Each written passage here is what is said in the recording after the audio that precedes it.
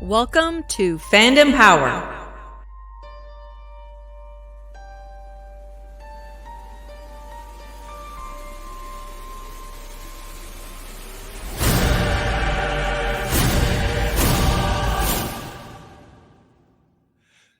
Hey guys, it's Wes, Andy, and Hank, and we are back again with another installment of Fandom Power presents The Fan Batch. Today, it's episode 8. We're 50% of the way through the series, and oh my god, I have a lot to unpack this week. Oh boy, that was crazy. And you know what? It makes sense. Well, like, exactly what I was saying last week. We wrapped up two major storylines, 7/16 through like that. We were about to be hit over the head, and we weren't wrong. Yeah, no, we weren't wrong at all. This week, it's episode 8. It's called Reunion. This one debuted on Friday, June 18th in the year 2021. The runtime on this episode, it's 23 minutes and 3 seconds without your credits, or if you prefer to stick around for the whole 3 more extra minutes, 26:20 with the credits. This one is written by Christian Taylor, and I made a point, I just made a note here. If you don't remember Christian Taylor, she came up just a little while ago. This is the same writer that wrote the episode Cornered, which was the episode with Fennec Shand on Pantora. So that's important considering where we're going in this episode. Absolutely. This one, again, is directed by Stuart Lee, and our episode synopsis this week reads as such. The Batch find themselves cornered on treacherous terrain. So, opening thoughts for me this week, guys. We get our answer to who hired Fennec Shand. So that's pretty cool. That's real cool. Good to know. We came up with a short list, and it was on our short list. So yes, we'll get to that reveal a little bit later on. The other thing is, several weeks of, and I don't know, maybe it's just there's only so many ways you can say certain things, and I've been harping on this idea of contingency. Was I ever surprised to see in this episode that Prime Minister Lamassu himself uses the exact same phraseology when he says our contingency plan? Absolutely. But the question remains, what is the freaking contingency plan? Because I'm still not 100% sure on that. There's one train of thought that says that whatever this project is, this can possibly contingency is that, there's a superior clone in development that will entice the Empire to continue using clones. But I'm still not convinced that the contingency somehow revolves around Omega being the ultimate sleeper agent. Well, yeah. Omega is the final, the end. That is, the great, I think the translation of Omega. Yeah. Yeah. Every time I see Omega, I think of Darkseid, and I think like Annihilation. Because of the Omega symbol on the, yeah. And perhaps the biggest surprise this week is the return of a major fan favorite Clone Wars character. And we're going to do a whole lot of breakdown on that when we get there. All right, I love Corky. I love Corky. I'll say it right now. All right. Listen, if that guy he survived, didn't he? He totally did. He did survive. I wouldn't. Well, I mean, he has no canon death anyway. I wouldn't be surprised if we see him in a future episode of The Mandalorian. It's possibly, yeah. I mean, you know what? I started thinking along those lines, and there's characters that we just have, like they show you for 5 seconds, and they make my brain just like Jason Syndulla. I want Jason Syndulla so bad, I can't stand it. No, you know what? I agree. I think he's a great character that would, he would be a pretty awesome character to see what he's doing as an older. It's back to that sort of. Well, the mother is the pilot, the father's the Jedi. Oh my God! Like, yeah. On some level, I can't help but think that it was Jason Syndulla piloting the Ghost in The Rise of Skywalker. That's my headcanon. That is my headcanon. Yeah. All right, just got to make sure that I am in my. Okay, I'm in the right place now. Just make sure I get this week I want to get my images right so I don't go out of order. And I moved a major section of my notes around so as not to blow the big surprise early. So This week's episode opens with an exterior shot of the cloning facility on Camino. We called it. We're going back to Camino sooner or later, and it's this episode. I actually like... So I'm going to talk about pacing here, and I don't mean pacing within the episode because by and large, that's been excellent. But there's not a lot of wait times between episodes. Like all these ideas and theories that we've had, they've been answered pretty quickly. I feel like it's true. We're hitting them very, very well. With the exception of Wrecker's brain meltdown, because that spaced out over a good. But I think that was something needed that to had to build. build. Yeah, Yeah. for sure. I thought that would build way more too. I did, and I mean, I thought the potential for a character death in that episode was very real. Yeah. Just like I thought the potential for a character death in this episode was very real. So yeah, and I think I mentioned last week that now that we got the unexpected resolution of the inhibitor chips, that we would immediately see Crosshair, and yeah. I put down money on the Empire, and sure enough. Oh, exactly. Technically, we've undersold what happens in this episode because they show up. Side note. You're going to hear me say a lot of things that I've already said before in previous episodes, and I'm going to harp on them for very good reasons, because stuff's going to come up organically this episode that is a surefire trigger for me on why I really strongly feel that some of the things that I've theorized up until this point, I think are going to see some fruition. Yeah, it's true.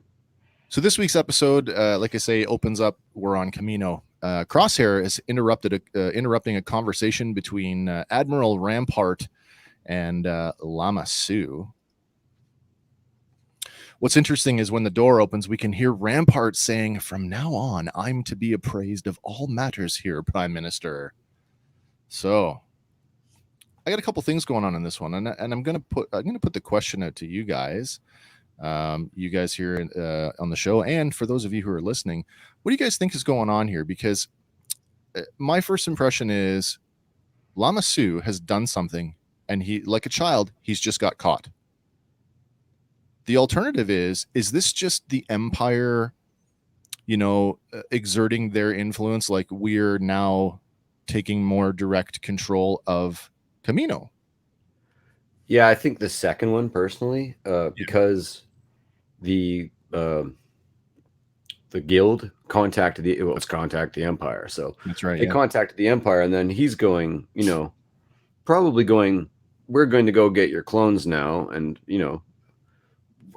maybe just telling her, and so he just walked into that scene, and so now she's just reacting to having been told, we're just going to go kill them, and I'm just telling you. And she maybe protested, and that's suddenly we're on them mid sort of, well, you shouldn't kill the clones, and so I think it's probably that it's the Empire assuming complete control of the situation, and she's been sniffing that out, or he's been sniffing that out since we've talked before about Camino having this, this relative autonomy, that they were removed from the Jedi Archive. Nobody knew how to get there. So you're kind of left to assume that they've operated, anonymously, or with, as I've said before, with impunity for how long? We don't know how long. So now they're back on the galactic map per se. The Empire knows how to get there, and that's a major asset to have in your back pocket, is this cloning facility. That's right. Why wouldn't you? We're going to annex you. Yeah, it makes military sense. It makes totally strong military sense, especially if that's the seat of the beginning of your new military force. Like, you're going to use the resources that are, you're not going to just kill all the adult clones that are armored and ready for combat. You're going to use them till they're spent. And as we know from other Star Wars media, that the end game is ultimately is the cloning of Palpatine. But it's just interesting to see, even if it's just baby steps, the sort of the nuance and the thought process of how did we get there, and how early in his career as both a Sith Lord and as the Emperor of the Galaxy, how early did he have the presence of mind to start enacting that plan that would lead to his return, several decades later? Yeah, there's no actual explanation, but I believe that it goes back to that's the secret that he learned from Plagius. If in fact he's not actually Plagius anyway, you know, that still weighs on my mind too. Like, is it just another? Is it just another manipulation? Is it a ruse? Right. So what he says to Anakin in that scene is like that the Sith Lord could overcome death, but not, you know, that was the ruse, that you could stop an external person from dying, and almost like the inverse of a Force ghost. It's literally Plagius could put his consciousness in other bodies, and so could the Emperor, and that's. Yeah, so that, I have no doubt in my mind when that's been cooking for a while. Speaking to that, where, you know, and he says, he's like, you know, it's a power that he took to his grave, but together we could rediscover it. And I absolutely, you know what? Bullshit, man. You knew it all along, and you were dangling it like a carrot over Anakin's head. You knew all along. Right. That's all that's all that was just that's the sort of the through line to his major weakness, right? And I mean, the goal of every Sith Lord is to be overthrown. I mean, you're either powerful enough to rule, or you're not, right? And so, I mean, how crafty, how, you know, like Luke Skywalker said in Empire Strikes Back, you know, you're over. Emperor says your faith in your friends is your weakness, and Luke retorts with, and your overconfidence is yours. And it's true. Turned out to be true. It did turn out to be true. All right. So Crosshair reports that the scrappers on Braca have reported a power surge on a Jedi cruiser. And when Rampart tells him to send a scout team, Crosshair says, oh, you're going to need more than that. It's Clone Force 99, as he holds up this little holographic image of Hunter. Lama Su, still trying to protect his interests, makes a play toward Rampart, insisting the Clone Force 99 is a valuable asset that should be returned alive. Rampart has no interest in rogue clones, and he instructs Crosshair that if he finds them on Braca, they should be terminated. No surprise. No surprise. Meanwhile, on Braca, we get this cool little scene with Wrecker, who's now teaching Omega about how to disarm explosives. And here she is again, picking up more training along the way. I found that to be pretty cool. Like, when we think about sort of her development as a character over the last few episodes, they really are leaning into this idea of training, that, yeah, she might have all of their genetic defects, but she doesn't have their skill sets. And so she still has a lot of learning to do. And this scene just goes one more step toward reinforcing that idea. Yeah. Also, did you guys pick up? I mentioned last week, she's wearing a bandolier now. She wore it through the whole episode this absolutely week. So if you didn't pick it up last week, I still think that she's on her way to constructing her own suit of armor. What it Omega Fett in the end, maybe. After disassembling a thermal explosive, Wrecker insists on the importance of knowing how to disarm it should she ever trigger one. After Omega says, "Oh, it seems simple enough," Wrecker activates the device and tells her, "Okay, disarm it." Omega, having just watched the procedure a single time, struggles frantically to cut the correct wires, but she messes it up, causing the device to count down even faster. Just before it explodes, Wrecker tells her to take a run for it, but instead of an explosion, all that happens is a puff of smoke. Wrecker, laughing at Omega's expense, tells her that it's just a smoke bomb and that he wouldn't let her train on a live explosive. That's good, considering the experience that they just went through, because, man, letting kids play with bombs. Yeah, that's serious. But you know what? I fully thought it was an actual explosive, because I did too. You really do get that weird innocence that makes a kid light a firecracker when it's holding it in his hand, and suddenly your kid doesn't have a thumb. That whole it comes from an honest place. It's sure does. A lack of sort of experience, realistically, or a lack of a parent going, put that friggin' thing down. Do you remember the first time you actually held a cigarette lighter in your hand and you just sat there and just played with it, and you're like just so mesmerized by the flame? For me, it was matches. Yes, like not in any crazy obsessive way, but just going fire, whoa, fire, whoa, so. And we grew up like we were in the woods all the time and stuff. That's like right. we, you had a safe Oh yeah, place to we let could off just burn down firecrackers. half the country. Yeah. Also, we had a strong group. We had a strong group of peers, so we kind of kept each That is other true. safe too, right? Some kids are out there by themselves. As safe as we could, given our Yeah. limited life experiences. Yeah, Yeah, to me, sure. it was another one of those Big Brother moments, though. Like, I'm going to play a trick. Oh, on heavy. It totally was. But I just love, like, again, if each of the clones has sort of served the story, in their own way, but they've also each contributed to the comedic beats of what makes up the show. And in this episode, he's like, I wouldn't let you train on a live explosive. I'm not crazy. And as soon as he's crazy, he's like, and all I could get was this. It was the same, like on Pinky and the Brain when Pinky would like narf. It was the exact same thing, right? He's like, I'm not crazy, but no, really, I am. Yeah. At the end of the lesson, Echo arrives, and after asking how things went, a dejected Omega tells him, I don't want to talk about it. Wrecker tells her it's okay because he failed his first disarming test too. Wonder if that's where he got his facial scar. Lost the eye. Train him with a live one. And as the three clones head off back to the Jedi cruiser, a concealed Scrapper Guild patrol watches them from cover. So put that up there so everybody can see.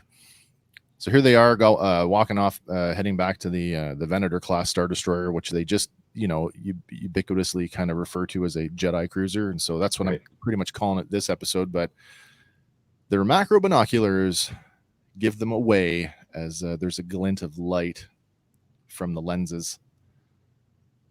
Having given away their position, Echo and Wrecker shake out into a loose assault. Sprinting ahead, they stun two of the guild members, but the third man escapes on a repulsor skiff. Wrecker attempts to pull the skiff down, but is instead dragged away. Echo and Omega report into Hunter that they've been spotted, and he orders Echo to keep eyes on. Meanwhile, still dangling from the skiff, Wrecker tries to pull himself up, but the guild pilot drops a bunch of cargo, shaking him off. But as he turns his attention back to the flight path, it's too late to avoid a stun blast from Echo, who's taken up a sniping position ahead of him. Back on the Jedi cruiser, the clones, carrying the three scrappers, have regrouped and are deciding what to do next. So there we are.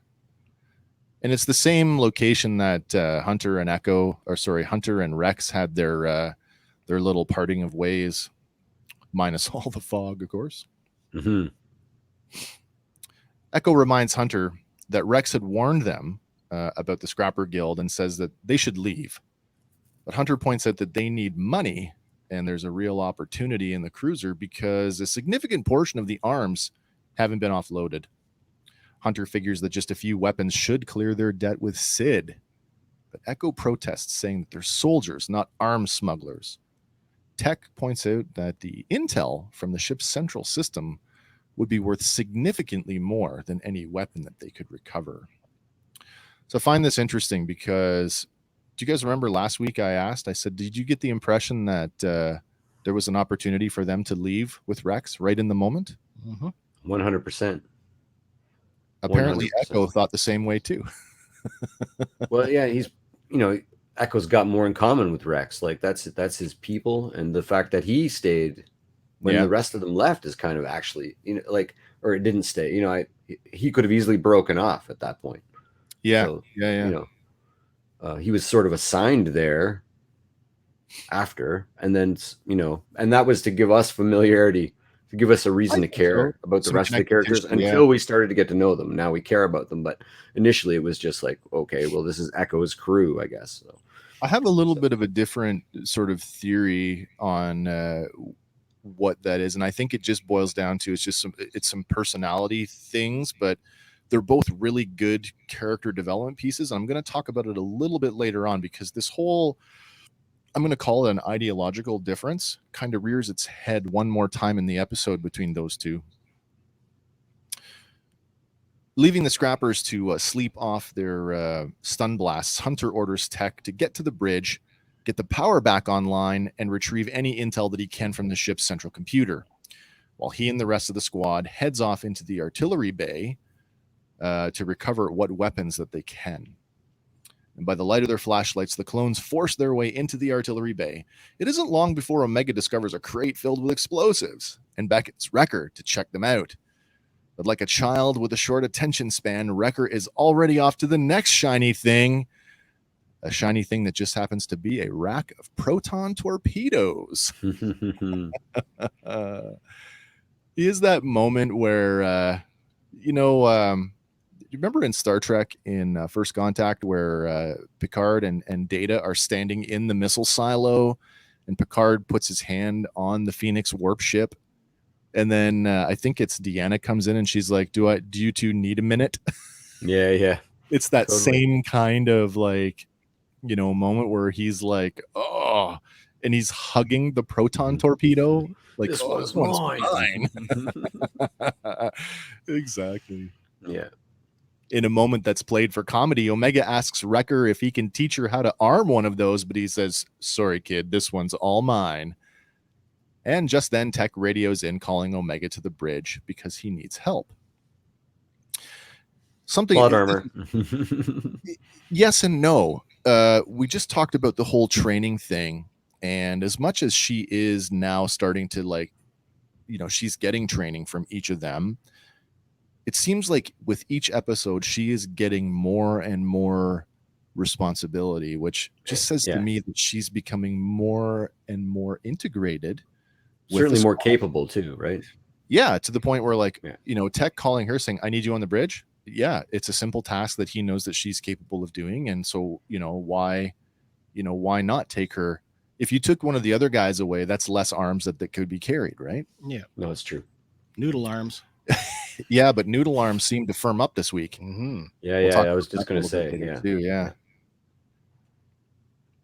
So Hunter and Echo are pushing a crate of explosives along with a repulsor sled, and Hunter intones, "With a haul like this, Sid will owe us for a change." But Echo retorts, "If we'd left with Rex, we wouldn't owe Sid at all." And when Hunter says that he's on a different path, Echo shoots back, "We're all soldiers. What other path is there?" And this is what I was talking about earlier, is that there's this philosophical difference between these two characters. And like I said, last week we actually talked about, was there an opportunity for them to have left with Rex? And I think Echo really is kind of questioning, should he have left? The other thing about this scene that I kind of clicked to was, did you hear sort of the elation?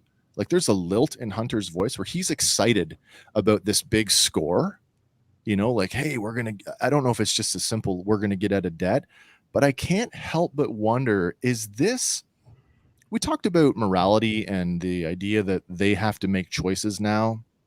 Is this an indication of Hunter is leaning into the mercenary lifestyle and might actually like it? I mean, it's in the name.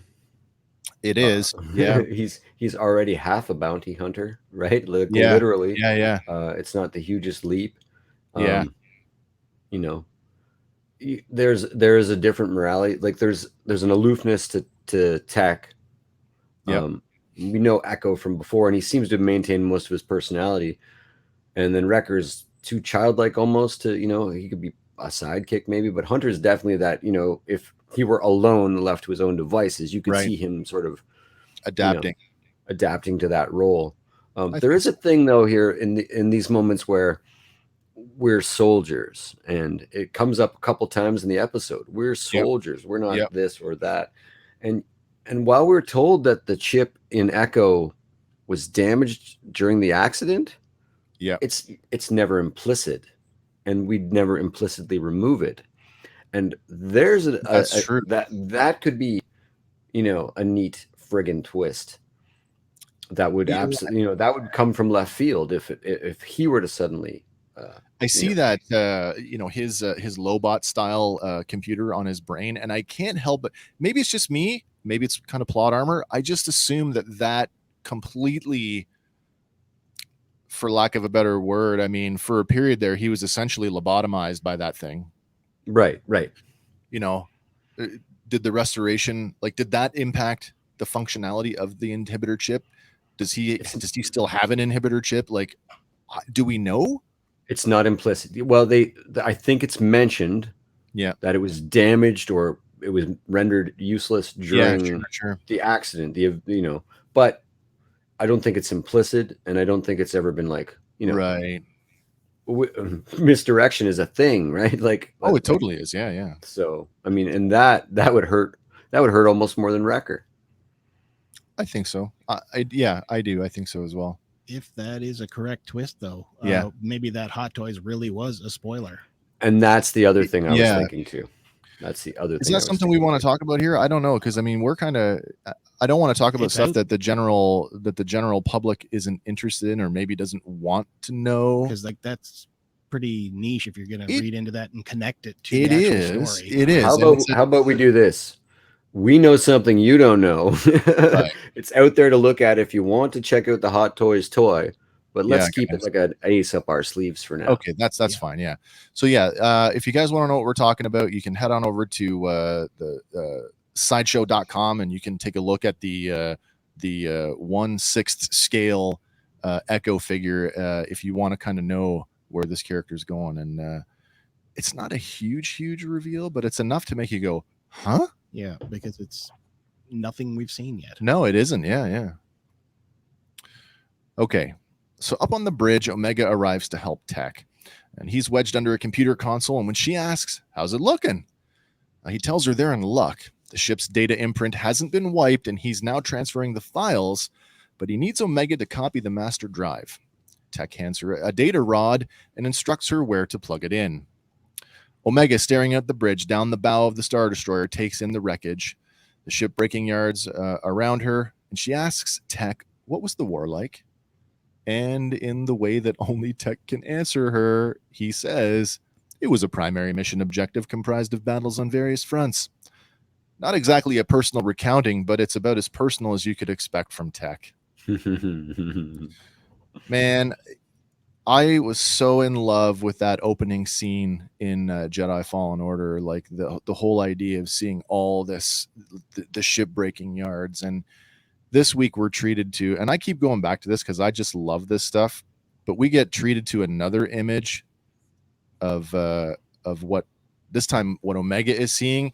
And I don't know if that's really clear to you guys, but like off in the distance, we now see, like last week it was Lucre Hulk battleships and Venator destroyers. This week we can see the bow of the Venator that they're on, but we can see off in the distance a pair of Acclamator class assault ships. And it's cool if you're looking, like it just looks like the guild has just sort of popped up like infrastructure around them, and just kind of like wherever the ship lands, that's where we start breaking it down. Yeah, it does look like it's maybe haphazard, and they're just taking advantage of it. Does. And there's a thing from, I can't remember the novel. You have to forgive me, guys, but it's about after the Battle of Jakku, all the Imperial ships that are in orbit just destroyed. Yeah.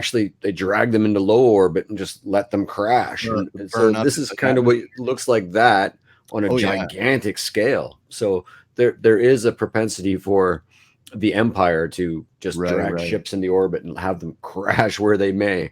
And so maybe that's what's happening here.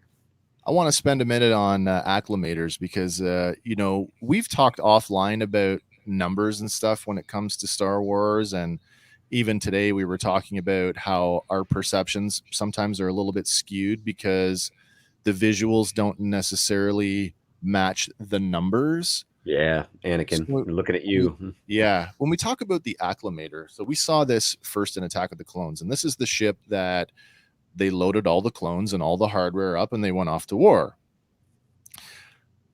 Let's talk about the Battle of Geonosis for a second. So, how many acclamators do you think participated in the Battle of Geonosis? Oh my. A couple. Oh my.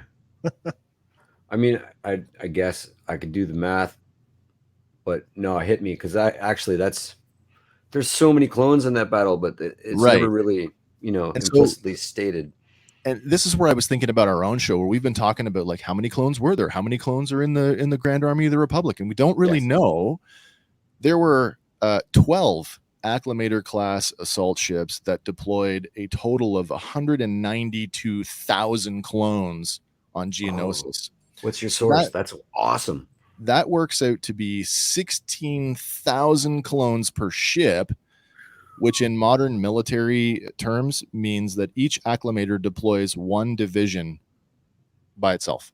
That's serious. That's really serious. Yeah, that's the canon entry right off of Wikipedia for Acclamator assault ship. Perfect.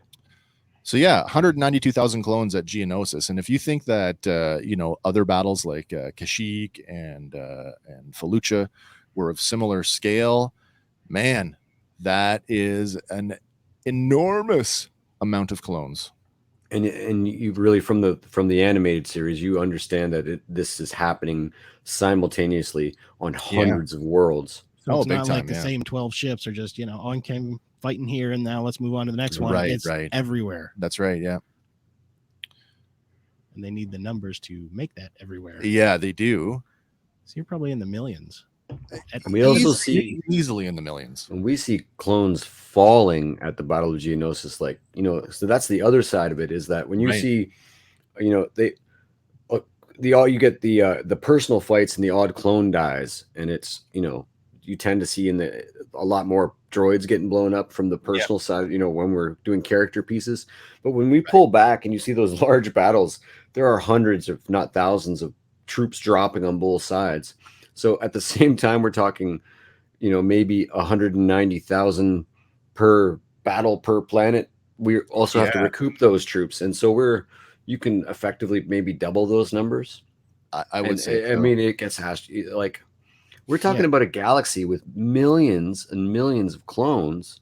And that in itself could be a crazy way to explore the galaxy. It's just like, off on tangents with people that are so familiar and yet so different. As there's like an anthology novel needs to be written there. In Canada, where we are, our military, when we deploy, we tend to deploy, in that 6 month, sometimes a little bit longer, 6 to 8 month, would be the average length of a rotation. But I know when I was overseas and we were working with the Americans, like the United States Army, they deploy for like a year at a time. But there is that sort of rotation schedule where, like, yes, the clones are bred solely for war, but I mean, they can only be combat effective for so long before you have to give them a rest. So you have to have an equal number of troops to replace them with. Right, exactly. It's this enormous amount. And I don't think any of the visuals that we get of Kamino, where we see basically the one large dome or a couple of like domed buildings, doesn't really give us a true appreciation for like how elaborate that operation really is, and just what they're chugging out, because that's just one on the planet. The entire operation is to save 3 Jedi. I mean that's a pretty big undertaking to rescue a couple skins. Well, let's just talk about that for a second, because how many Jedi were lost at the Battle of Geonosis? You're telling me that an ambassador and 2 Jedi warranted like bringing everybody, thousands of Jedi. Ugh. Right. No, Back on Kamino. Let's go over here. Let's take a look at this. So back on Kamino, Prime Minister Lamassu has summoned Nala Se to tell her that the Empire's mission on Braca poses a threat to their contingency plan. There it is again.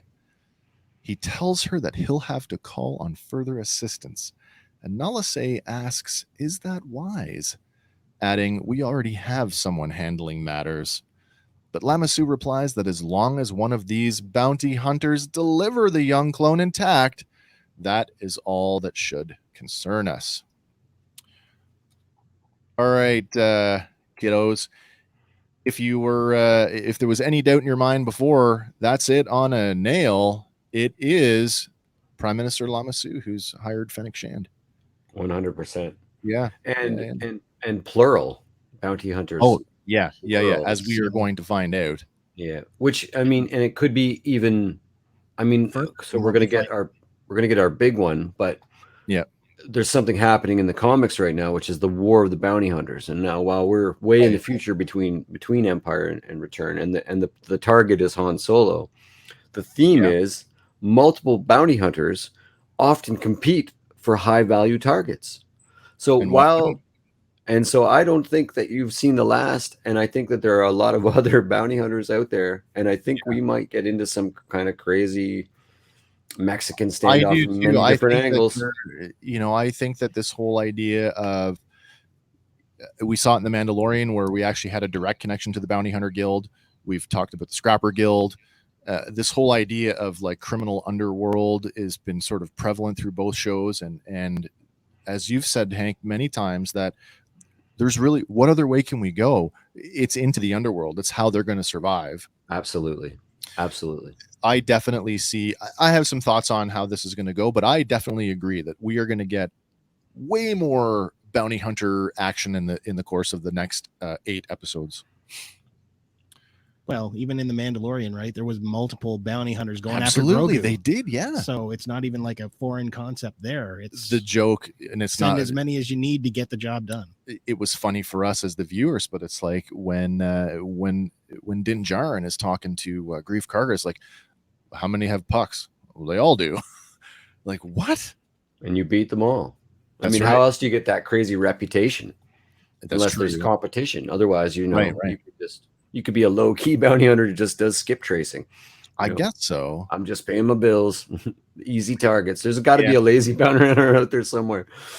But again, the question of what the heck is the actual contingency? We're just, to me, there's a big dangling thread that just, I need more there. I want more, and I don't. Maybe it's me. Maybe I'm putting too much into it, but I feel like there's more to this than what they're telling us. And I think if you listen to our first episode when we were talking about the fact that Omega may be force sensitive, and I think that's maybe. Yeah. I don't think that the Emperor really understands that they've gone ahead and done this experiment. So maybe he's still searching for this in the ether, or the world between worlds, if you will. And they've hit the nail on the head, which is why they're trying to reacquire their asset. And those two things are coming to a head. So their asset possibly being force sensitive, like we've seen, and Palpatine looking for a way to have a force sensitive clone to put his soul into. Yeah, those two trajectories they track for me, and they do. Yeah, I think it's a pretty strong theory. Well, it's a definite trump card to have in their back pocket. Yeah, with them saying, "Oh, we're going to phase out the clones." Oh wait, no, you're going to want to keep this one. Yeah. But they may not even understand that that's what he's looking for. Probably not at this point. Yeah. I mean, we're led to believe that the actual guy that organized the Grand Army of the Republic was Sifo Dyas. Yeah. But it's never implicit that Dooku hadn't killed Sifo Dyas and been Sifo Dyas the whole time, and therefore was the guy that organized. Do you know what I mean? They leave that dangling. Hey, Dave Filoni, if you're listening right now, I just want to tell you, you need to go back and revisit Star Wars Bounty Hunter, the video game. Because, what a good game. There was such a nicely wrapped origin story of how Jango Fett was selected by Dooku, by the way, to be the template for the clone army. 100%. If the Disney era of Star Wars wants to continue mining the best parts of Legends, you can't not look at that game. Oh yeah, and I think that with the release of that Gaming Greats Jango Fett, I don't think we're far off the mark there. No, and we love the legacy stuff, and they dip back into there's no reason Tamora Morrison couldn't play a little Jango in a backstory to give us some other So these are all. De-aging tech is only getting better with every production that uses it, so why not? That's crazy. Yeah, absolutely. I want to touch a little bit more on Nala Se, because I don't know if you guys picked it up, but her line, what did she just say? I have to go back here. Is it wise to put that many eyes on the target? So last week, Hank, you had talked about, we talked about the plan, not knowing what the plan was. And you had said, if Nala Se is loyal to Omega, she could be an ally. But if she's loyal to the project, she could be an adversary. Perfect.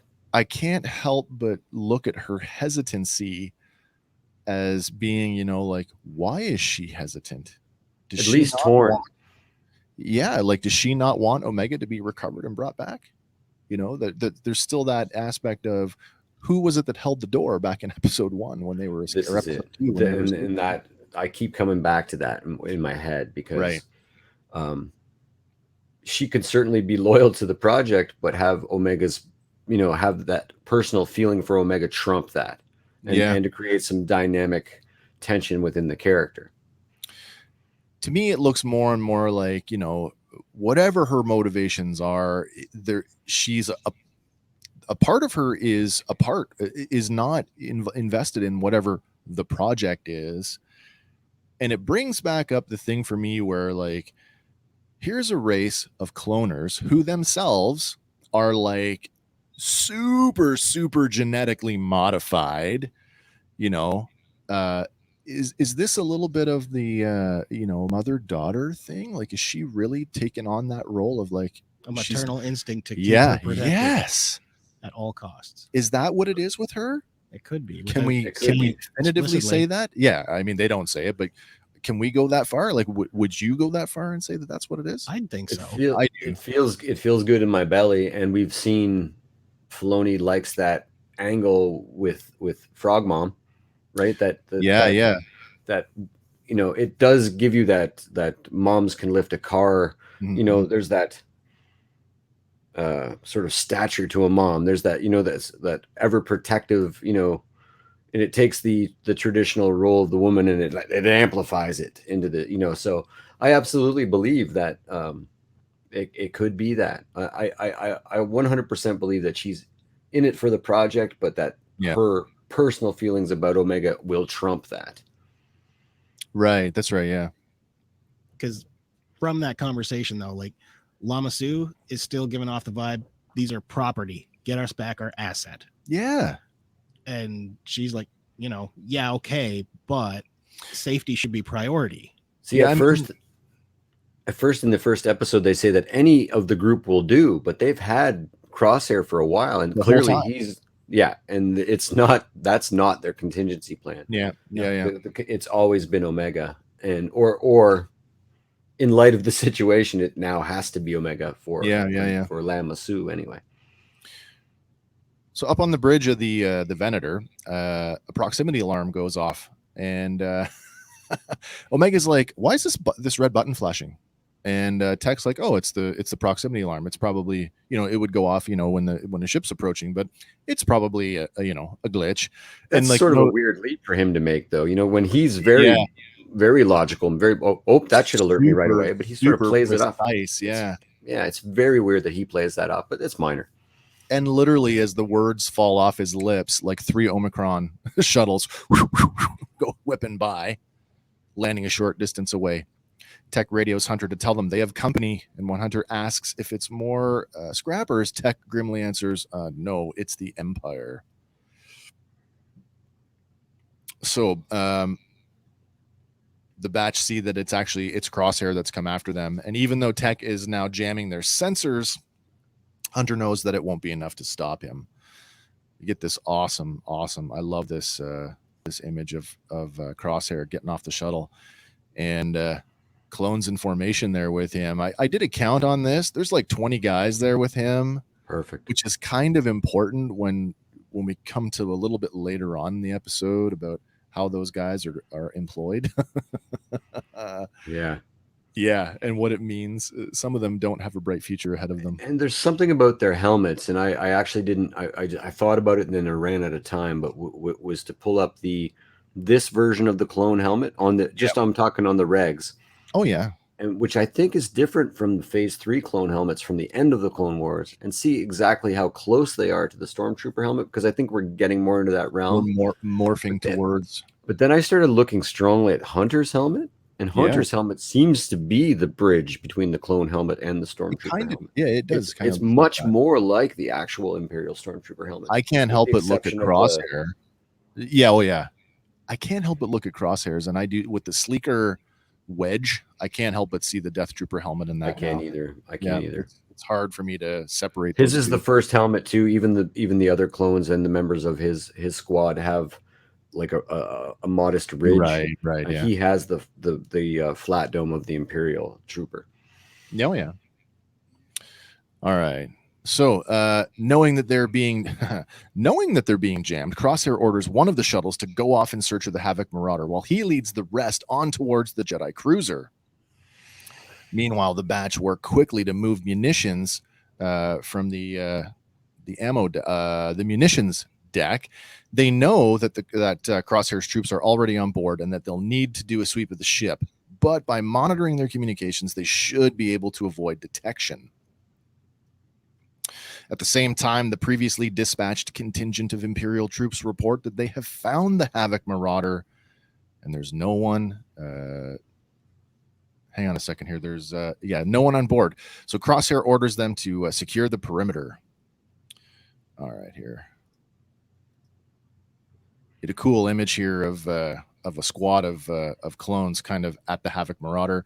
What is it with people in Star Wars that don't lock their ships when they get out? It's like leaving your car unlocked. You know what I mean? Yeah, it's a thing. Okay. The other they thing, don't have keys.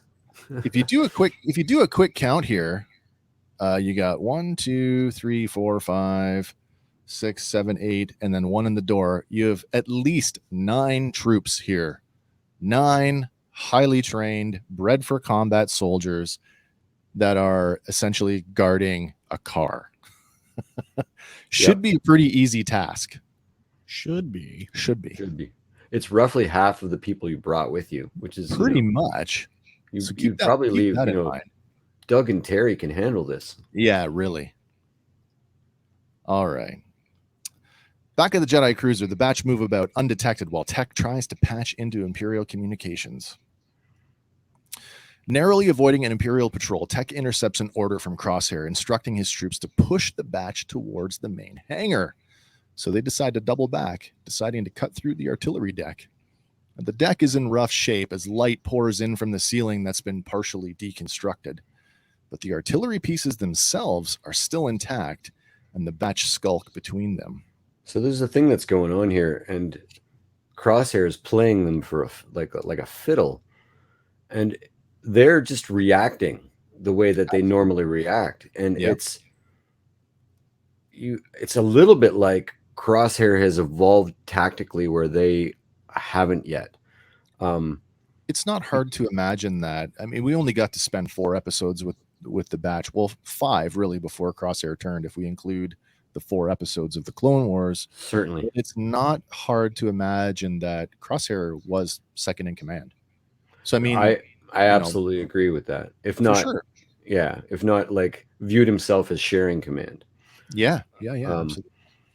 And so, it's the fact that he's tactically one step ahead of them and in fact knows what moves and how the moves are going to be made and so I find it a little strange that Hunter doesn't initially go, well, he's probably going to know what we're going to do, so we're going to do what he doesn't know we're going to do. Right. So it was a little bit, maybe it's due to the tampering. Like maybe he's been forced to evolve tactically, combat wise. I think had it been anybody else leading those Imperial troops, it would have worked. Yeah. But because it's Crosshair and because he operated with them, he knows their tactics. No, 100%. A throwaway line, with them sticking the Havoc Marauder on that bulk freighter. That old trick, like it just speaks towards, certain tactics, things that work, you stick with them. Why would you Plan 7 change? Yeah. Plan 7. Why would you change something that works? No, 100%. This just speaks to, they've done this before, and Crosshair knows they've done it before, so he's anticipated it. Which is why I think that Hunter might be on top of it, but it's still awesome. It still goes very, very cool. Yeah. I think it leans into them still holding on to the hope that they can get him back. Like, yep, I think there's a part of that too. Looking at it from a perspective that, he knows all our tricks, but he's not going to go for the throat. Yeah. When in fact, no, right for the throat. Yeah, and I mean that's going to come up here shortly. And I'm again, like I said, you're gonna hear me. I'm gonna sound like a broken record this week because I keep going back to the things that have already triggered me up till now, and I'm still in that headspace. He's not coming back. I loved seeing. I know it's dark and it's hard to see, but I loved seeing the artillery deck again, which we really haven't seen really since Attack of the Clones, or sorry, Revenge of the Sith. That's right. That big battle over Coruscant, and I just love the idea. It's like, these old wooden sailing vessels with their cannons, pointed out the portholes, and I just love that grand naval sort of look to it. It's awesome. So peering out one of the blaster ports, Wrecker's fear of heights overcomes him once again, and just as he explains that he's not going out that way, Crosshair and his troops pour in, cutting them off from both sides. We get a nice little image here of there's the batch is kind of in the middle. This is sort of an image from over the shoulder of one half of Crosshair's troops, with our heroes in the middle and Crosshair and his other troops on the other side. Crosshair exclaims that monitoring their communications was predictable, while Wrecker retorts, "Nice to see you too, Crosshair." At the same time, Tech instructs Echo to scomp into one of the cannons and reroute reserve power to it. Echo says that if one of the cannons were to fire, the entire deck would collapse, and Tech simply replies, "Exactly." How can you not appreciate his bluntness? Crosshair then derides his clone brothers, saying, "Look at you all scavenging like rats. How pathetic." And when Hunter asks him why he came after them, he simply answers, "You're traitors," and signals his troops to fan out. And as the Imperial troops move to surround the batch, Tech is able to use his data pad and to push one of the artillery pieces towards overload. Hunter tries pleading with Crosshair, telling him that he's being controlled. Omega steps forward to tell him it's true, and he mentions the inhibitor chips. Omega beckons him to remember what she told him back in the brig on Camino. You can't help it. Look at Omega, sticking her neck out like that, trying to appeal to whatever sense of what's left. And this is the moment where I've been saying it for weeks, that even if Crosshair's inhibitor chip is removed, the morality that each of these characters has had to explore for themselves, his mind is made up. And he confirms it for me in sort of the next line, where he says, where is it here? Crosshair is so far gone that he orders his troops, and the line is, "Aim for the kid." That's right. Order 66, the whole anybody who disobeyed Order 66 was branded a traitor. Omega was never subjected to Order 66. She's a child. And even if she is a traitor, I don't know how it works in the Star Wars universe, but child soldiers are still considered children, and ideally you want to rehabilitate them, not murder them. That's right. So I mean, murdering children seems just a little bit far gone for me, even for someone whose programming has been pushed to the limit. I sincerely believe this is who Crosshair really is. I look at it like this: Omega is the throat, and he went right for it. Absolutely. He sees Hunter ready to die for her. Yeah. Well, fine, I'll go right for that target and make you watch. Pain and suffering. Yeah. To put it in Star Wars terms, I guess. Hunter immediately places himself between Omega and Crosshair, shouting at him, "Your issue's with me, not her." And as Crosshair says, "I suggest you drop your weapon," Tech triggers the overloaded cannon to fire. The blast throws everyone off balance, and the clones make a run for it, taking out a few Imperial troops along the way.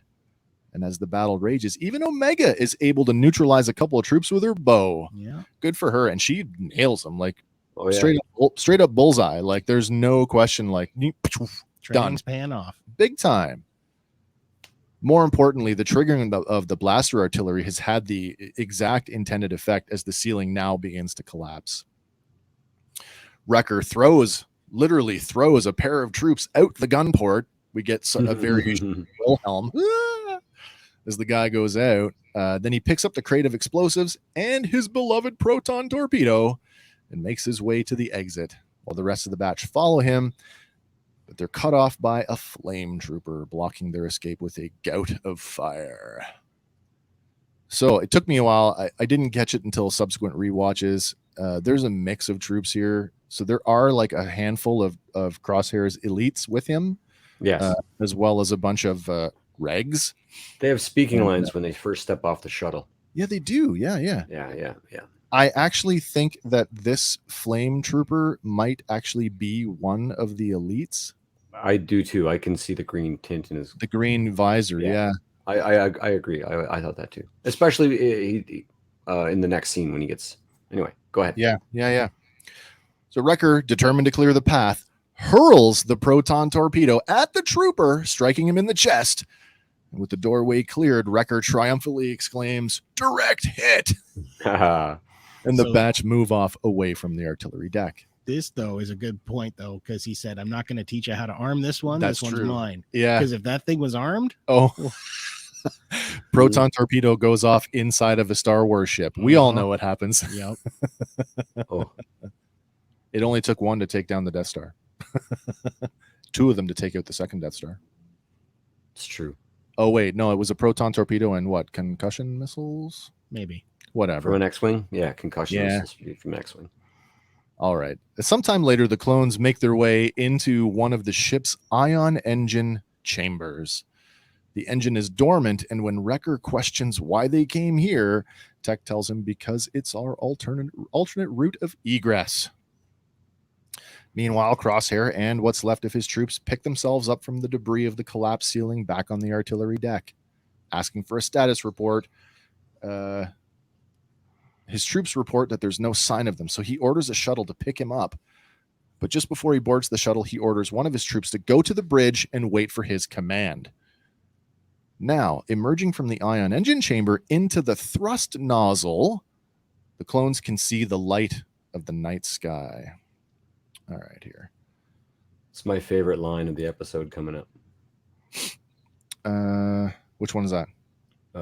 When Wrecker when Omega exclaims, "I've never been inside an ion engine before." Yeah. Wrecker says, "It'd be weirder if you did."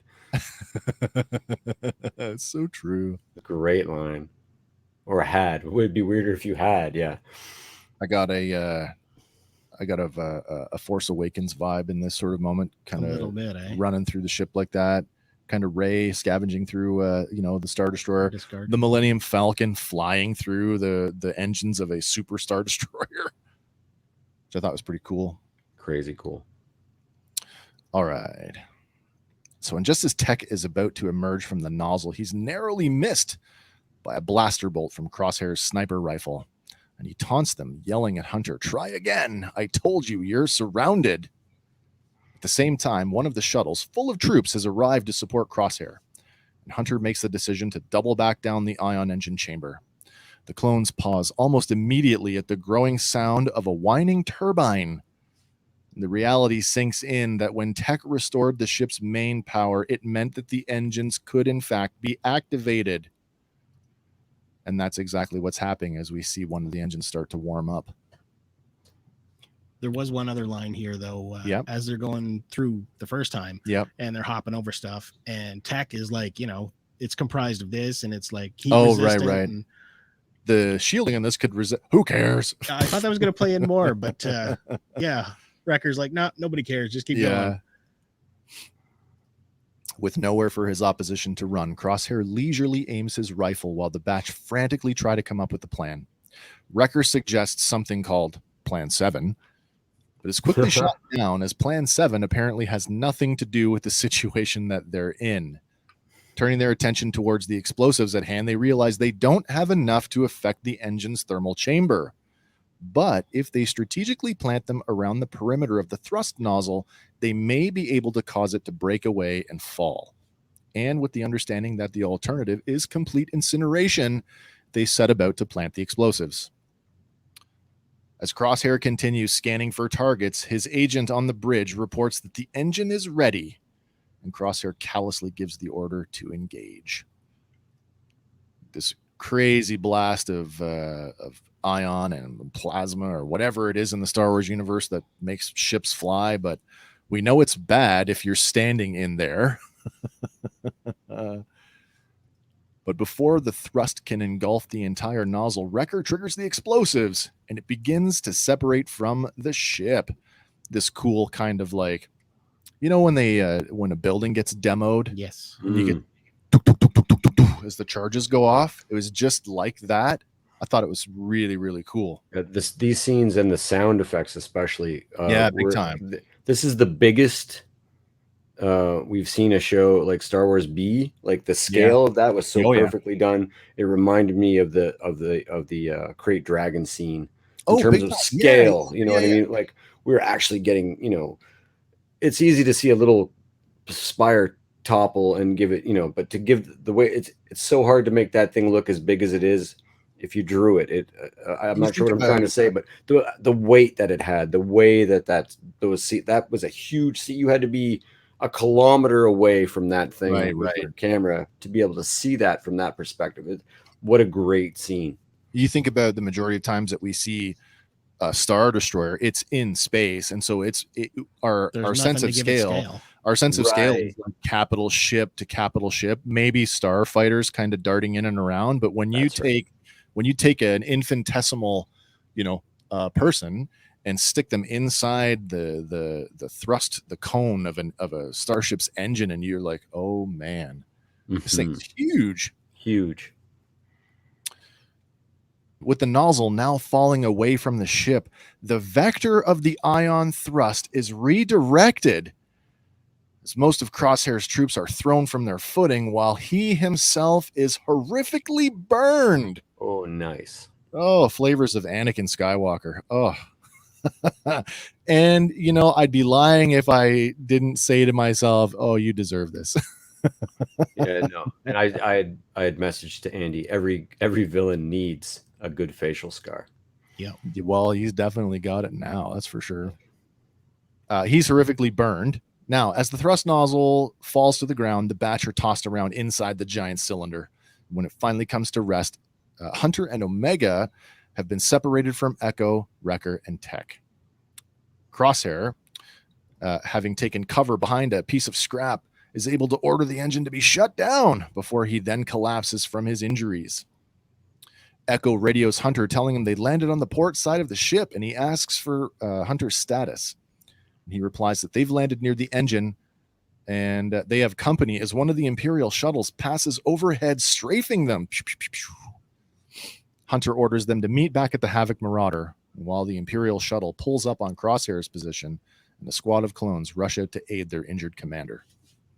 Severely wounded but still conscious, Crosshair tells his troops the batch is heading to their ship. Still a step ahead of them. Still a step ahead of them. Guys, like, in my mind, he's like near death. Yeah. Oh, like, yeah. You're swirling the drain here, dude, and you're still able to get back up. Driven by hate. Having played many Star Wars video games, I have never survived an encounter with an ion engine. Nope. Never met an engine that, didn't incinerate me.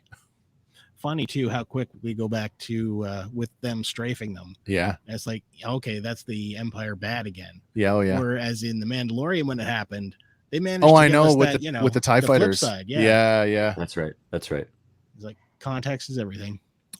Yeah, severely wounded but still conscious, Crosshair tells his troops that the batch is heading back to their ship.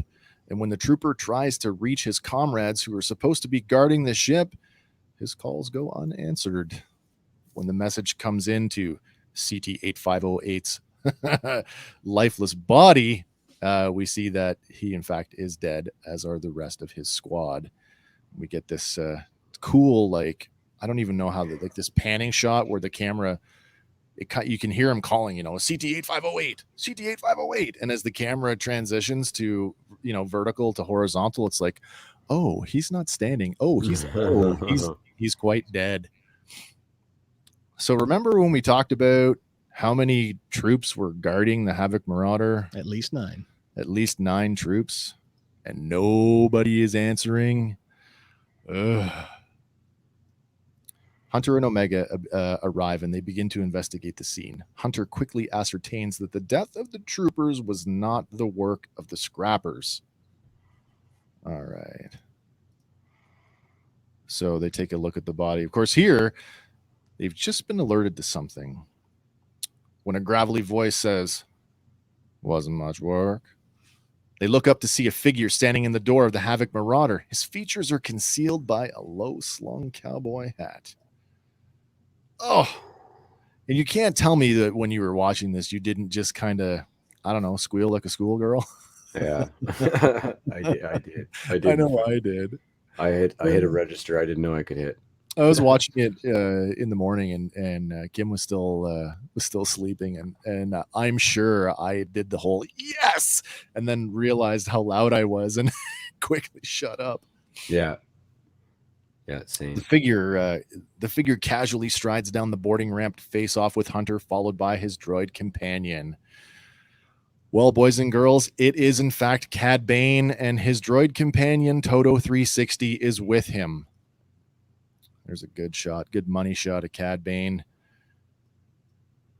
Cad Bane and Toto 360, whom we haven't seen for some time.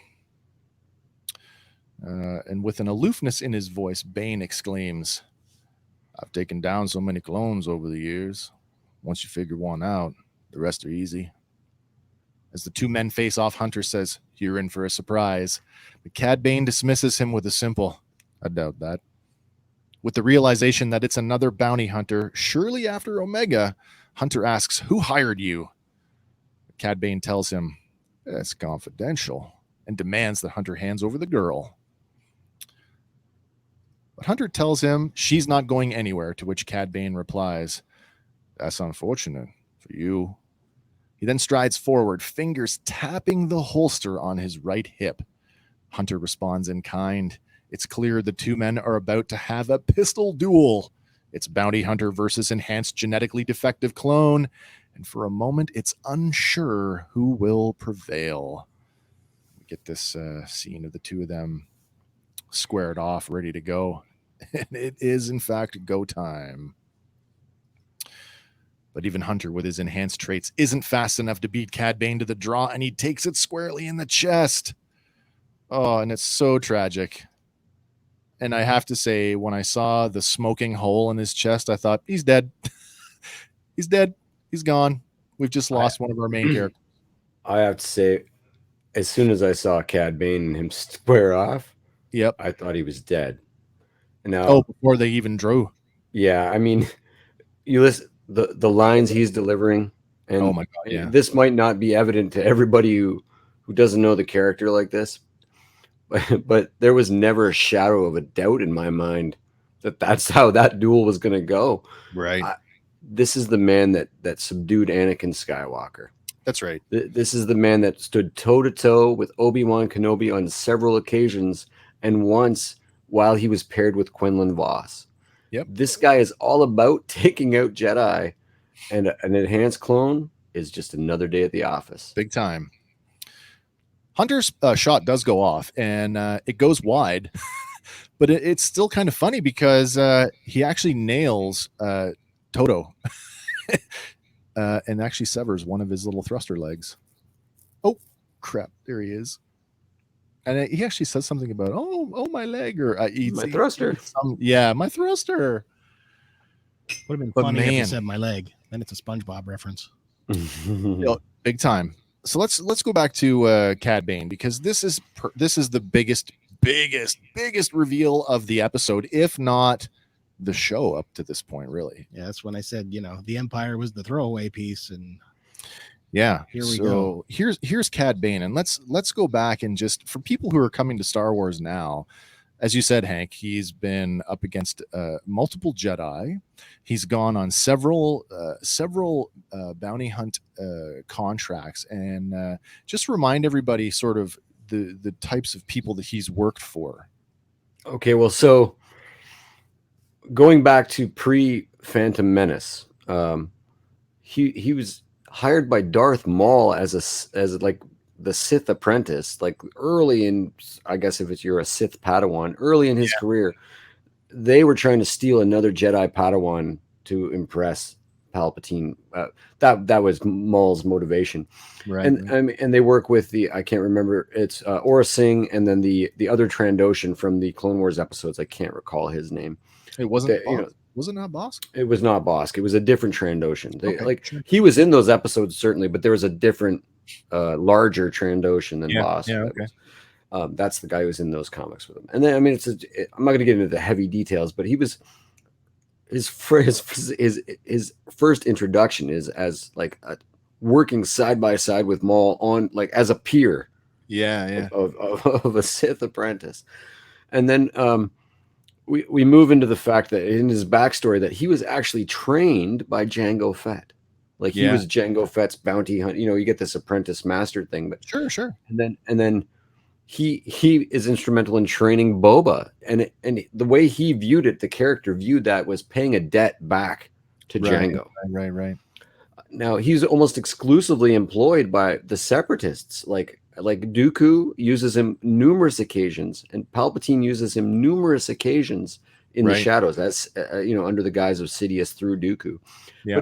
But missions like, not just like go track down this or go find me that. It's break into the Jedi Temple and steal an artifact that is the record of every Force sensitive being in the galaxy. Madness. He's hired by Jabba to break into a Republic prison and rescue his uncle. These are not like he's the preeminent bounty hunter after Jango Fett dies. Absolutely, yeah. And the fact that this is huge. This is so big. So I want to very, very big. I want to spend some time on that because I know yesterday after we watched the show, and I messaged both of you frantically, and I said to you, Hank, I said, do all roads in modern Star Wars television lead to Boba Fett? Because for those of you who don't know, there's this is about Cad Bane. It's not about Boba Fett, but it's ostensibly going to turn around and be about Boba Fett. The road to Boba. Right. So Mandalorian led to Book of Boba Fett, right? We've got that. Correct. There's some subtle nuance, and there's more connective tissue in only the way that Star Wars can do that connects Cad Bane to Boba Fett. And I want to talk about that a little bit because this is cool. So if you're coming to Star Wars now and you're completely ignorant of this character, you need to go back and you need to watch the few episodes with Cad Bane. The last time we saw Cad Bane was back in Clone Wars season 4, episode 18. That one was called Crisis on Naboo. So this is the arc where they actually tried. This is their first attempt to abduct the Supreme Chancellor. That's right. And it's not successful. So we got to think about that. There's one point there that's super important. That was Palpatine's choice to abduct himself. Yeah. To move this forward at least a year before it actually went off. But he was his choice. Sorry, I'm blurring the camera with my hand. No, it's good. But before Grievous, he was his choice before Grievous even to pull this mission off. So at the end of that arc, like there's a bunch of clones that are involved, not clones. There's a bunch of other. He's not alone. There are other bounty hunters involved in this. There's a guy by the name of Embo, and where's Embo? Embo's in that. He's my favorite visual bounty hunter. Actually. Yeah, he's pretty cool. He's got like the Star Wars version of the big wide brimmed rice hat. Kind of like Raiden. But Embo in this arc is actually a disguised General Kenobi, which is kind of cool. But there's some other bounty hunters in here too, and there's a guy by the name of Rako Hardeen.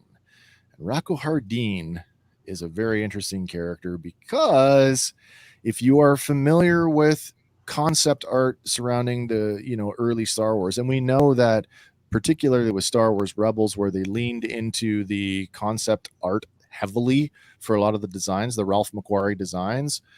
Rako Hardeen's armor is the proto Boba Fett armor before he evolved into the character that we now know and love today. Yes. At the end of that 4-episode arc, it's kind of left up to like, is Cad Bane actually dead? And you don't really know, but Anakin Skywalker kind of senses that he's still alive.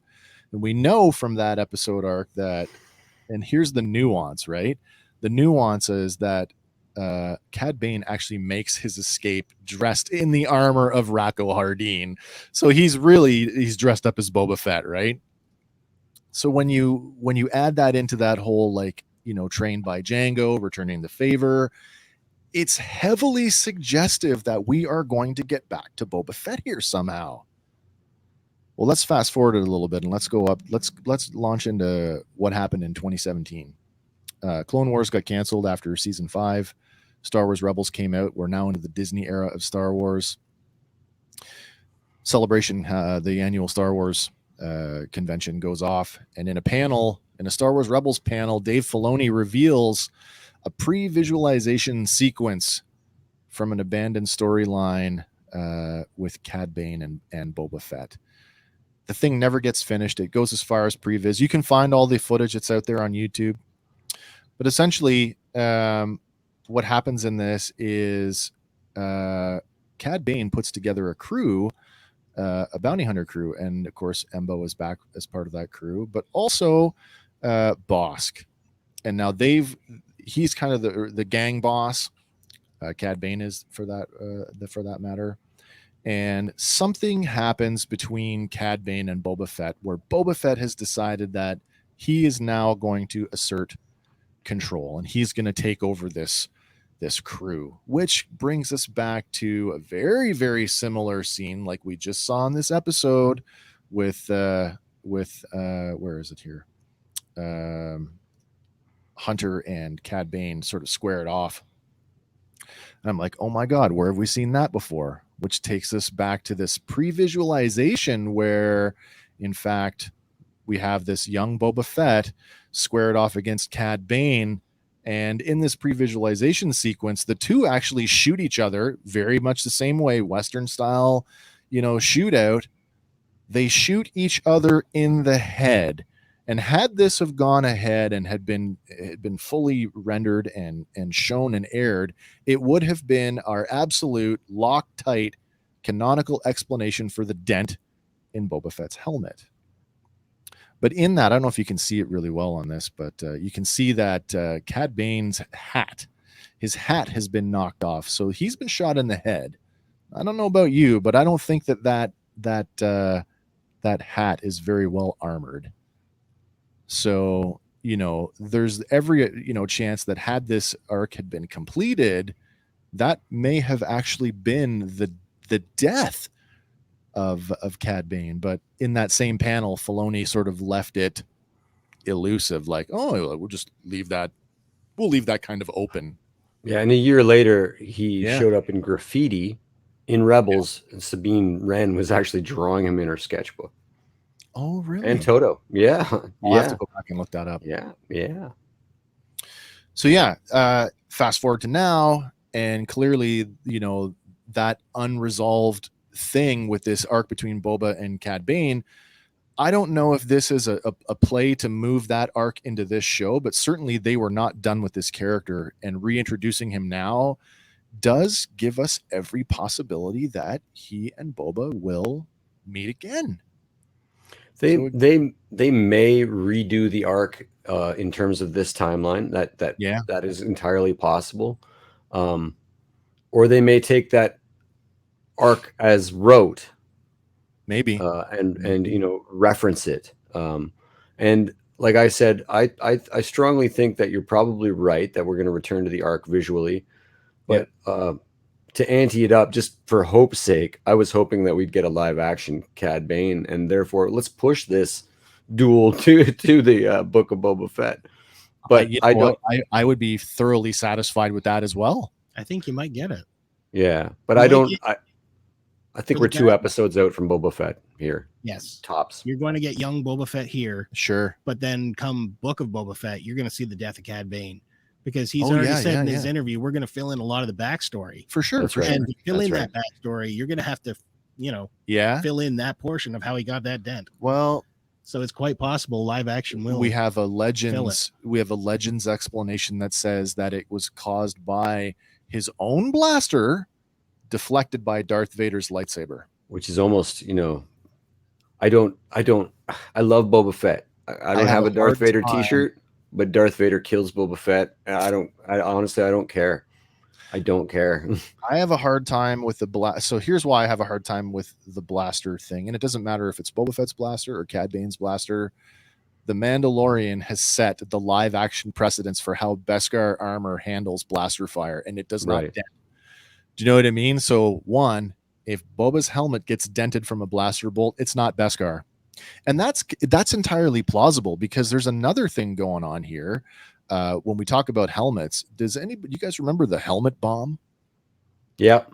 So the helmet bomb is a young Boba seeking revenge against Mace Windu for the death of his father, actually uses the Beskar helmet as a bomb. And where have I got it? I've got it up here somewhere. You have the picture of the aftermath? I do. Yeah, I have a shot of the helmet bomb itself, the after effect of it. Here it is. So yeah, there it is. Like half of it's blown right off. You can still see the rangefinder on it, but that we're supposed to believe that's the original Jango Fett helmet destroyed. That's right. The attempt on Mace Windu's life was unsuccessful, as he made it all the way to Revenge of the Sith. Well, that's the half that got blown off. That's the half that gets the dent, isn't it? No, it's the other half. Yeah, it's the other half. Yeah. Yeah. Okay. That helmet is in possession of the Jedi now, unless he just threw it back there. Who knows? I think that it's another helmet. I think you might get into the fact, like in the comics, and at least the Marvel, the 80s comics, this was the uniform of a Mandalorian police. And I think you might find that he's adopted other armors or tracked down other Mandalorians. Well, I was thinking about this the other day, like that we're supposed to believe that Boba's armor is Jango's, and like really go back to Attack of the Clones and have a look at they're different. The shin guards are pretty much gone. Like Boba has stripped the thighs out of it. Like he's really stripped down, like for mobility. The shoulder pauldrons are different. There's a lot of differences. Yeah, for sure there is. Perhaps the chest plate has been repainted, but there's also they never implicitly say that all Mandalorian armor is Beskar, and which could provide an explanation for why the Clone Wars era Mandalorians were dropping like flies, at least certain members of them, right? In the big fight at the Siege of Mandalore, and it's like, oh my god, like a regular blaster's taking them down, but like there's also the idea that perhaps they could have tuned their blasters differently, and being like a major component, but certainly a character like Cad Bane would have a blaster that could handle Beskar, or have a setting. The Star Trek, let's rotate the frequency or the harmonics. Well, he used the pistol in a couple seconds. That's right. Well, and you see him like he does it looks like he's cocking it, but clearly he's changing it to stun setting. Yeah. And if you watch the concept duel between Boba and Bane, Boba draws both weapons. He does. Boba actually double draws on him and gets the drop on him. Double pistols, which to me look very with the hollow pistol grips. I believe are Jango's. Look like Jango's guns. 100% they do. All right, so there's your primer on Cad Bane, folks. If you want to get more up to speed with him, seriously, go back season 4, The Clone Wars, and if anything else, check out the episode Crisis on Naboo, where you'll see the sort of culmination of that story arc. My favorite arc from the Clone Wars with him is the Cube arc, where Obi-Wan is disguised as Racco Hardeen, and they're is it Embo? I thought he was Racco Hardeen. I was pretty sure that his face was changed and everything. They did some kind of face print technology. Was it not Embo? I'm pretty sure it was Racco Hardeen. They even changed his face. This guy, Racco. Yes, sir. Maybe that is right. I'm gonna have to go back and rewatch that. And they changed his voice. He had to swallow some kind of controller, and at one point he coughs up the controller, and his own voice comes out. But that's my favorite arc because it's Dooku making the bounty hunters compete to see who's going to win the mission to go get. Palpatine. It's awesome. That's an awesome arc. Yeah. All right. So Omega at this point rushes to Hunter's side in a desperate attempt to wake him, but he doesn't budge. And as Cad Bane strides closer, Omega draws her bow, but it's quickly batted out of her hands by Toto. With his leg. Yeah, I know. He's like a tennis racket. I'll beat you with my own leg. Yeah. With a simple, sorry, little lady. Cad Bane stuns Omega. And once again, after several attempts at screen grabbing it, I got it. Nicely done. Oh, she looks like she could be in Tron right now.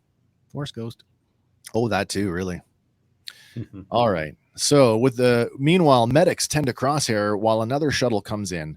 When one of the soldiers reports that the ground forces have them on the run, the wounded Crosshair pulls himself to his feet and orders his troops to get him on the shuttle. Not looking even a small bit like Dengar.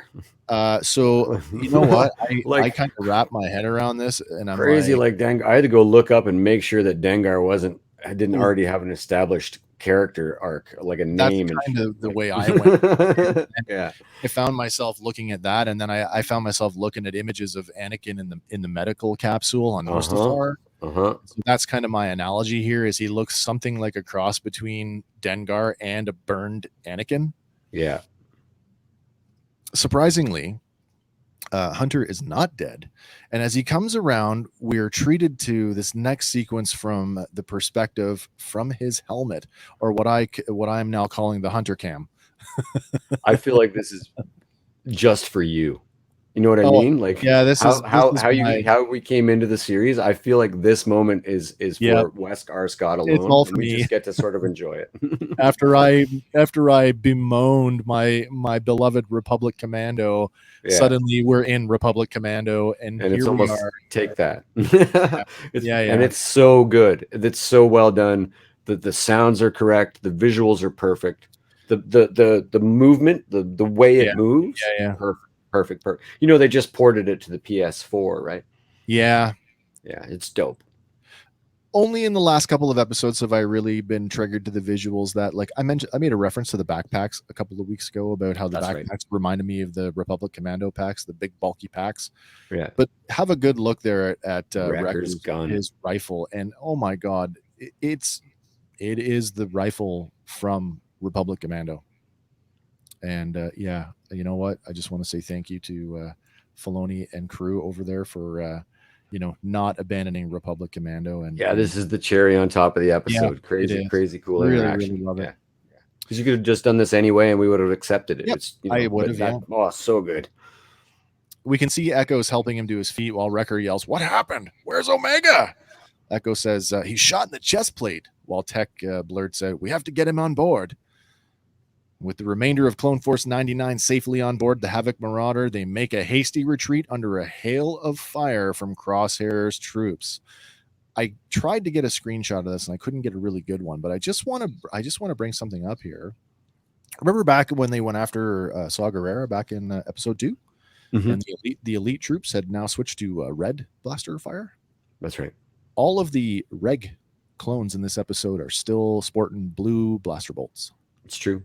That is true. Oh, so it's just the elite troops only the elite troops have different colored blaster bolts. Right. Or so I'm to believe, because I mean, we didn't see anything red, even though we did see elite troops with him. All right. So at the end of the episode, as the episode closes out, they pull Hunter's helmet off and he gasps, "He took Omega." Wrecker says, "Who? Crosshair?" And Hunter says, "No, a bounty hunter." And his last words as we trail off is, "We have to find her." And with that, we get the fade to black and the episode is over. Yeah. And so I don't think Hunter's out of the woods yet. Like, he took a shot to the chest. So I don't. He did. I mean, well, he's up and giving orders still. I don't know. Time. And there's something important here too. Him and Crosshair were both wounded.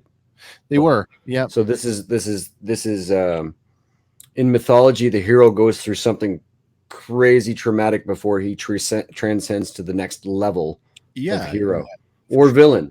And so these two events are the moment that these guys go from, main characters to the uber characters that are going to give us the resolution. So I don't think he's out of the woods yet. I don't think the mission so is going to have to be to get him medical help. And is Sid going to do this time? really, you know, where are we going to go?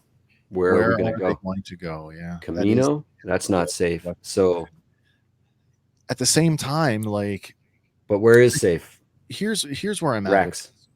Well, there is that, you know, that whole, if you're ever in a bind, you know how to find me. And they're certainly in a bind. Absolutely, they are. They're going to need, you know, they're going to need sanctuary somewhere because it's probably too dangerous for them to go back to Sid's. Yeah.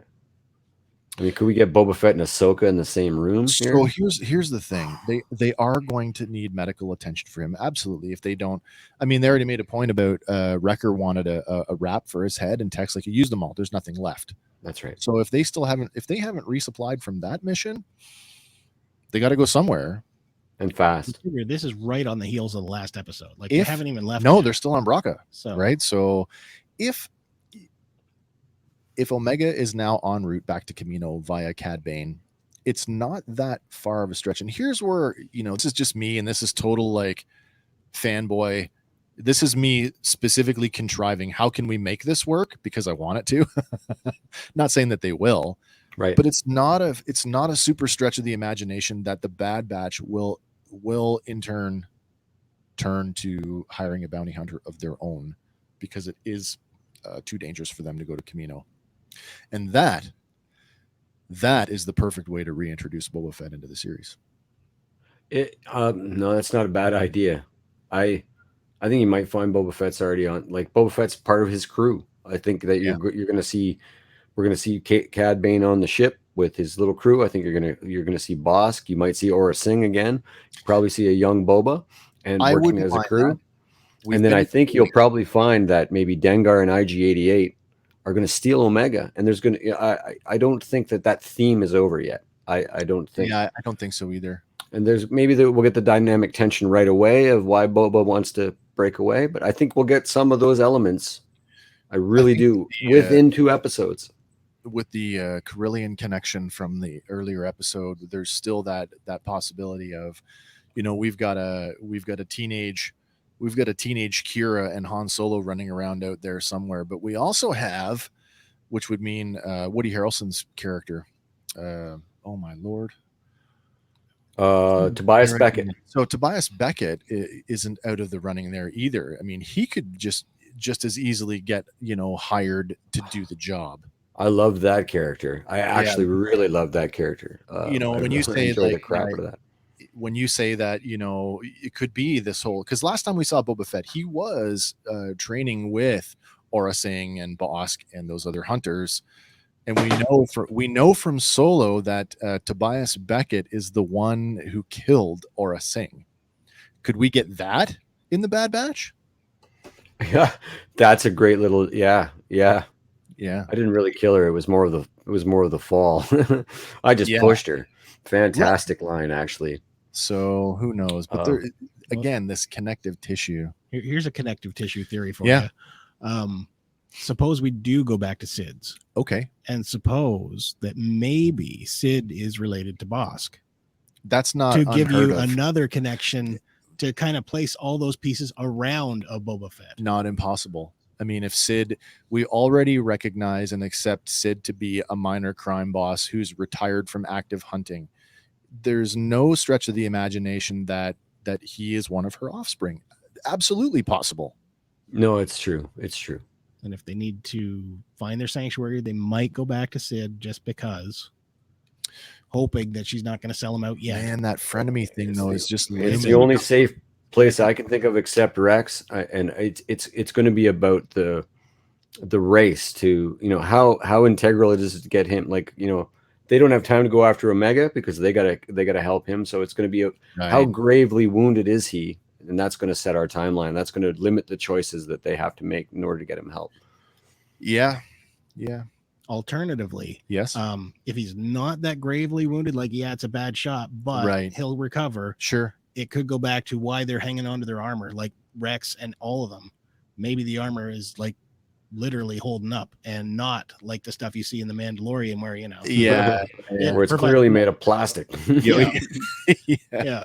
This is the original stuff, so it's got a little bit more staying power. We always sort of like, especially like for those of us who are steeped in the role-playing game, we always saw, because there was a numerical value associated with armor, we're like, oh, it does actually do something.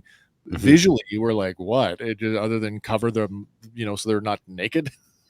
What does it? Yeah. Is it a blaster magnet? Because apparently that's what it does in. I feel like Mando's Beskar is a blaster magnet. He seems to like, it's kind of like his kata. He puts himself in the way a lot of it. But if your armor's indestructible, there's another thing though too. We just talked about is Boba's armor Beskar. Cobb Vanth takes a shot to the head. Oh, that's true. He does in the Mandalorian and just goes, yeah, and like it surprises him. Right. And then he kills the mining guild guy. So I think that's probably canon confirmation that Boba's helmet is Beskar, and whatever dented it is a serious weapon. Well, this is it, right? So, a poke from the Beskar spear, maybe, something it's got to have enough impact to, and it's not that a blaster bolt couldn't do it, but I mean, it would have to be repeated. Like we saw how much punishment, even Din's original chest plate, the one that was burgundy, like it took a beating before it finally failed. Right. And he said it had to be remade. So it's not like, it wasn't Beskar. It's just Beskar that had been repeatedly stressed over and over and over. Well, that's also true. That could also be. And you can focus in on that one episode where he's fighting the Death Trooper, and it's just, repeated to the head. Oh, yeah. And because he's against the wall, his head is somewhat protected because it's like no recoil. But again, you would need that sort of pressure pushing back to actually dent it. Yeah, right? Something holding up the other side. Yeah, because there's going to be fallback if you get hit. Yeah, big time. Unless there's something to catch it, and And so a blaster bolt would certainly be fast enough that you couldn't. It wouldn't be necessarily the recoil required to just knock you over. You might get hit hard enough, fast enough that it leaves its end. We're leaving Braca. Goodbye, Braca. We loved you. We did not get a Cal Kestis appearance, a young Cal Kestis. Our opportunity did not pay off. No, it did not. Presumably, Cal Kestis would probably be roughly the same age as Caleb Doom or Kanan Jarrus at this point. Yep. Yeah. Now, was it Omega at the beginning that said we should go? No, it was Echo. It was Echo because he talked about Rex warning them about the Scrapper patrols. Yeah, that the guild runs the place. Kind of cool that the Dianoga kept them away from that Star Destroyer, from completely gutting it and taking everything out of it. And that would have been enough. That ostensibly could have been enough for me. Like you do a major callback like that, I'm like, oh, that's cool. But then you fill it with all kinds of like toys, and then you form an entire episode around like skulking around the Hulk of a Star Destroyer. That's pretty satisfying. Awesome. Oh yeah, hell yeah. So this is probably my new favorite episode ever. I know we tossed that term around loosely quite a bit, but like legitimately, like, did anybody have any inkling that Cad Bane was going to come back? No. I try to stay far away from that stuff until the episode I view it. And then I might dip into social media about it and stuff. But I've been very disciplined by not like going, ooh, this might happen, or ooh, that might happen. Not in terms of not wanting to know, and just in case somebody's so close to the mark that it ruins it for me. And I enjoyed the crap. But if I had known that was going to happen, there's no way I would have had that. I'm going to wake up at 5:30 in the morning. I get up and I watch the episode. I don't look at social media, and then after I finish the episode, I come down here to the studio, and then I watch it again with the descriptive audio and the subtitles on, so I can compose my notes. And even as I'm composing my notes, when I'm doing the research component, and I'm looking up stuff, and I'll see headlines for like the episode, I have to go out of my way to like not look at them. Yeah, agreed. And it's only after I'm done my notes and like I've locked it in, I'm not changing anything, then and only then will I look at what's anybody else saying about this right now. Yeah, I kind of don't want to be influenced by that. Like I don't mind you guys or Lauren and stuff, but I don't really want. I want to have when we, because if we're just doing somebody else's opinions on this show, then why are we doing it? So it's nice to sort of sequester myself from that. Yeah. And then to go, oh, I was close to this, or Theory, you're out to lunch this week. Yeah. So, it's kind of fun. Well, guys, that's it for this one. It was a reunion. We've got, a reunion and a separation. Yeah. Well, and you got to talk about that title briefly for a sec. It was a reunion of the Bad Batch because we got our thing, but really it was a fan reunion with reunion to bring back Cad Bane. How true is that? I've never been so happy to dislike a character in my whole life. Oh, I know. Amazing. What a character. Love that shocker. I thought it was great. Glad to see him back, even though, he's not, he's a character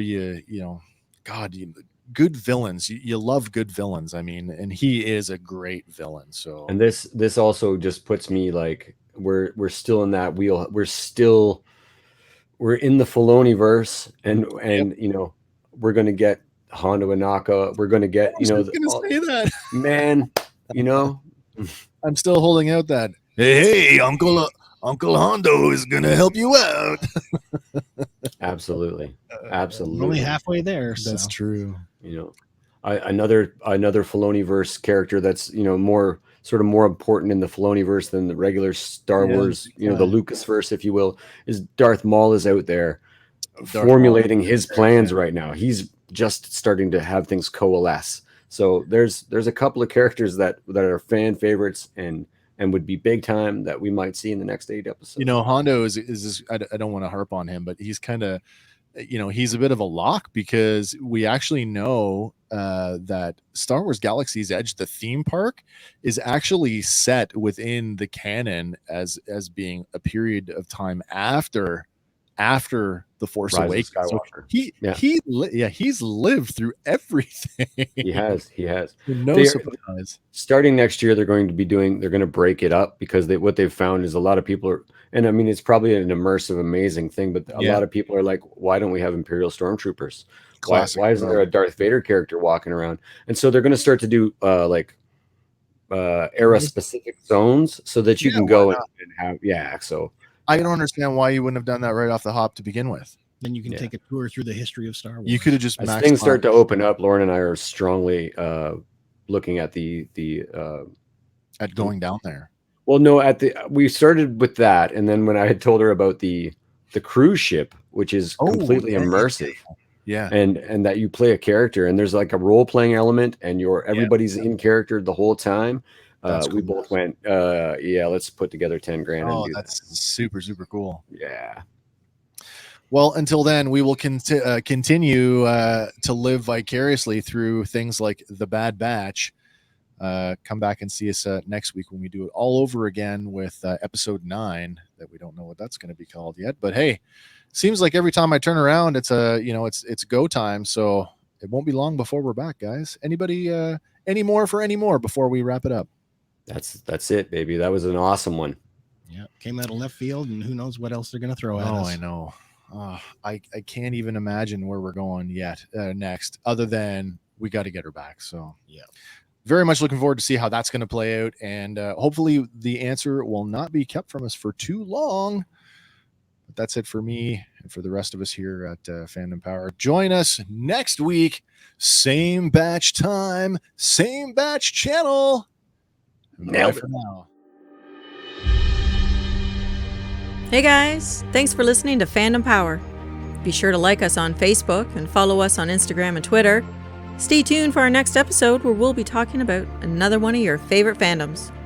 Fandom Power is a Sawcast production.